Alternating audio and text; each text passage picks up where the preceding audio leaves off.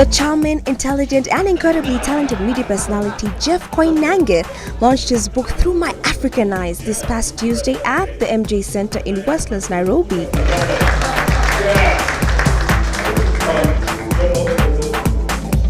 The 258-page autobiography that took Jeff 7 years to write is a mirror of his experiences from childhood, family, and his over 20 years experience in the media world. To tell us about Through My African Eyes. Look, this is a story about my life so far. I've had the privilege and of having a front row seat to history unfolding in Africa in the last 20 plus years, and I put it together, and this is the result. Through my African eyes. Let's not forget, that's what it is. It's through my African eyes.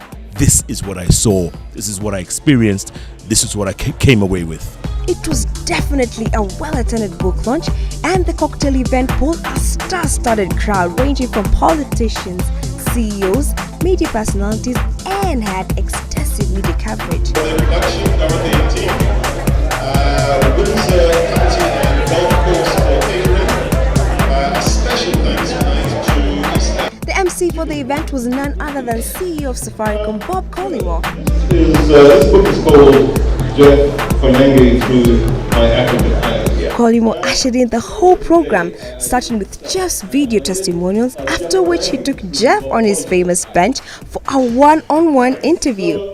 You know, I think the African story isn't often being told by Africans, and what Jeff has done today is to redress that problem. He has such amazing experience across the continent, and you know, I'm kind of a third of the way through the book. So we've gone through the childhood and the school experience, and now we're getting into his employment experience, and it's fascinating because it is as he says, through African eyes. Nico Thiambo, famous for imitating Jeff's voice on the XYZ show as Kef Koinange, was also present to drop a few lines that entertained the crowd. And I go by the name of Kef Koinange. I've been practicing this voice for a very long time. Whenever I'm free in the bathroom, in a car, in a matatu, wherever it is I get a moment, I would do my best to sound as good as the man with the shiny hair, Jeff Koinange.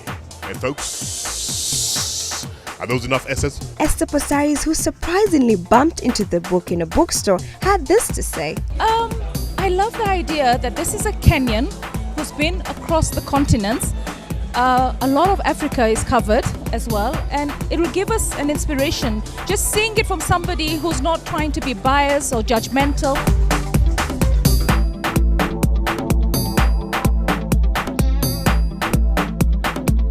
What's the most memorable part of this book?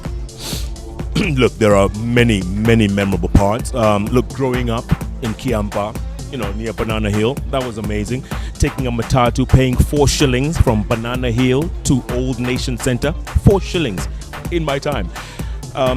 Bonnie M coming to Kenya in the 1970s. I remember very vividly, you know, we went to watch them at KICC. And then later on, working for CNN and experiencing Africa, you know, from Senegal to Eritrea, from the Cape to Cairo, did it all. To learn more about Jeff, read his book, Through My African Eyes, whose preface is by former South African President Thabo Mbeki and foreword is by Ngugi wa Thiong'o. You just have to grab yourself a copy and dig in. Oh my!